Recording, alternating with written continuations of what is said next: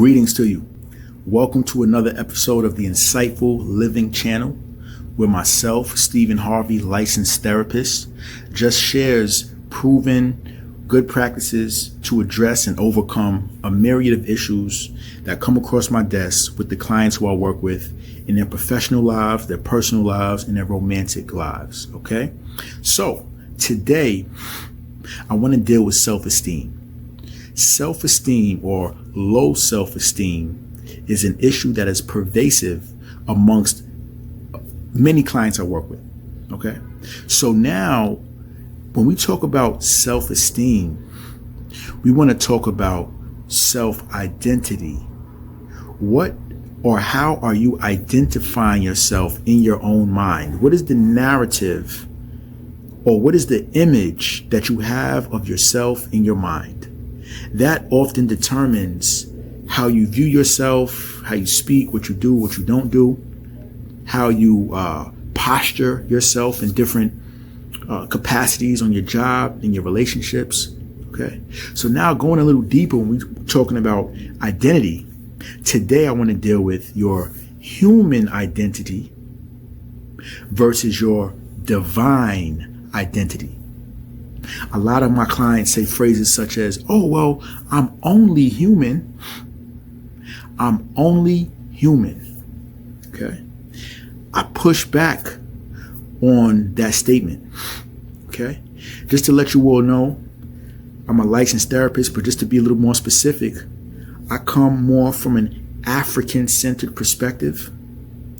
All right. And one clear distinction in African psychology, African-based psychology, is that we acknowledge the presence of spirit when doing therapy.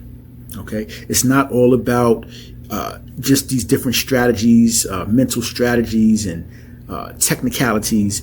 We have to acknowledge spirit. What is spirit? Spirit is that intuition. Okay. Spirit is that energy that we all have in us that's keeping our heart beating right now. Spirit is when you go through times in your life where you just get a feeling, your mind cannot comprehend what the feeling is about. If you get a feeling not to do something or you get a feeling to do something, right? People say stuff like, you know what? Something just told me to do XYZ. Something told me. Or I just felt not so good about that. Okay. See, that's that spirit. That's that energy that is not physical, right? Spiritual, God, whatever you want to call it. That's also a part of all of you. It's a part of me. It's a part of all of us.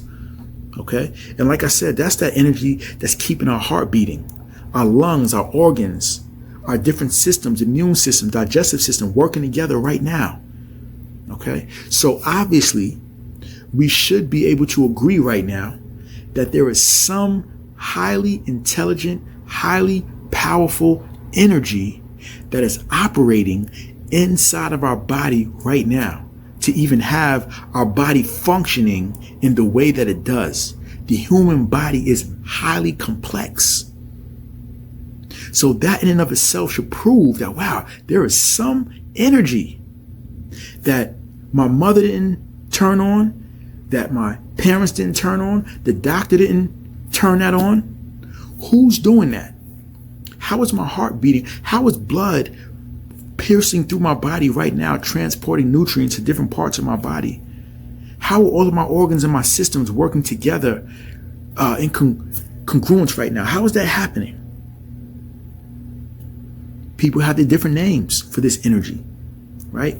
God, okay, Olodumare, Jesus, Krishna, Buddha, Allah, whatever you want to call this energy, we have to recognize that it's there. Okay. So now real quick, just getting into it. How do we identify ourselves? We can either identify ourselves as separate from this energy, or we can identify ourselves as one with this energy. Okay. A lot of times people, they disidentify with this energy.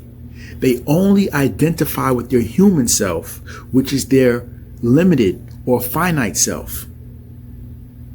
And that's where a lot of times we feel limited. But what if we started to identify ourselves with this other non-physical, empowering, intelligent, creative energy or force that we have operative in us? What if we identify ourselves with that? Now we tend to feel a little more empowered. I'm getting a little spiritual here, yes.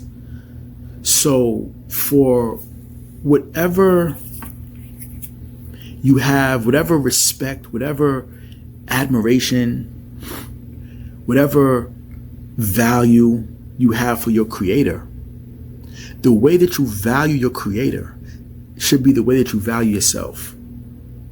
The confidence that you have in the power of your creator should be the confidence that you have in the power of yourself.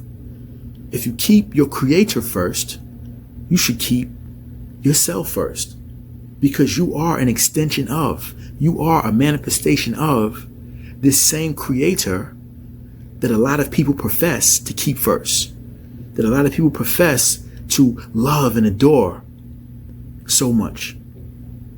So how can we love and adore this creator, but not love and adore ourselves, who is an extension of this same creator?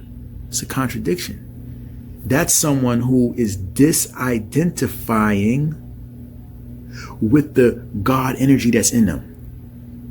Oh, I love God. Oh, I keep God first. Oh, I honor God. But I don't love myself. I don't honor myself. I don't prioritize myself. So one of the quick ways to increase self-esteem is to start to identify with your creator, or identify with this super powerful, intelligent energy that is inside of you. Like, that is you. It's not separate from you. It's a part of you, right? Just like how someone says, oh, I'm just like my father. I'm just like my mother. I'm just like my aunt, my uncle. It's very socially acceptable to identify with your human lineage. But what about identifying with your spiritual lineage? I know that some teachings may say that's blasphemous. Okay? So what I'm suggesting is that you start to muse on, ruminate on, and ponder on identifying with your spiritual lineage. You can say stuff like, hey, I'm just like God. Yeah, that's your verbal profession of your oneness with your creator. That's not saying that you are the one who created the sun, the moon, the stars, the mountains, the ocean, the animals, the plants. No, that's not saying that. When you say, I'm just like God, I am God, you're just verbally expressing your oneness, your connection with that same energy that has all 9 planets rotating around the sun, suspended in midair out in orbit. You're saying you're that. So if you wake up in the morning identifying with that and just really anchoring that perspective in your mind about you, you tend to move through life a little more efficiently. You tend to not get as nervous. You tend to not feel as inadequate. Whenever you feel inadequate, or you feel like you're not good enough, or, just not ready, you can just recite to yourself, hey, listen, I'm God.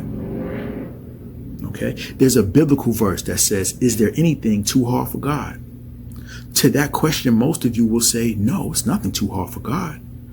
So if it's nothing too hard for God, it should be nothing too hard for you, the manifestation of this same God. Identify with your spiritual your divine aspect of yourself, versus only identifying with your human aspect of who you are. It changes, it shifts how you view yourself and how you view or how you approach life. Try it. Okay, try it. Matter of fact, let me share another one. I think it's in John 10:34 and Psalms 86:2. In the Bible, it also says, "You are little gods. You are little gods." That is another biblical verse that is talking about you being an extension of God. It's another verse in Zechariah that says, "If you hurt my eyebrow, you hurt me." It's in Zechariah 2:8, 8:2, something like that. Okay, so there are many biblical verses, and even, way back before the Bible, right? Even African spiritual understanding, that is like a very consistent tone or a consistent message in spirituality of humans being an extension, a manifestation of the one creative force. Why not identify with it? Verbally profess out of your mouth, "Hey, I am God. I'm one with God," right? Like, just say this. So now when you go to work, now when you go to your relationship, now when you go to take the exam, now when you go to face any challenge that you feel is too large for you, you reference the perspective in your mind that, hey, there's nothing too hard for God, so there's nothing too hard for me. I am part of the all-powerful one. So if I'm one and the same with the all-powerful, then I'm the overwhelming force in this situation. There can be no force more overwhelming than me, because there's nothing too hard for God, right? So I'm just suggesting today to start to identify yourself more with your Creator, more with your divine self, than simply only identifying with your human self, your limited self, your finite self, your aspect of yourself that will eventually disintegrate. Why not identify with your eternal self? That energy that is inside of you right now, that's inside of me right now, it never dies. It only changes forms. It's eternal. Look at the law of conservation by Isaac Newton. You cannot kill or create energy. It always was and always will be. Okay? That is the European discovery of that. All right? African culture, we've always understood that, which is why there's not even any concept of death in African culture. There's no concept of death in African culture, only change and transformation. Okay, so you got it in the African side, you have it in the European side. Okay, so why not identify with your eternal self as opposed to only identifying with your finite, limited human self? Think about that. That's one major key component of how you can start to raise your self-esteem. All right, that's it for today. Just a thought to ponder on. Feel free to drop comments in the comment section. Ask questions. So, if you want me to elaborate further on this, please subscribe to the channel. Thank you for tapping in. I love you. Take care. Peace.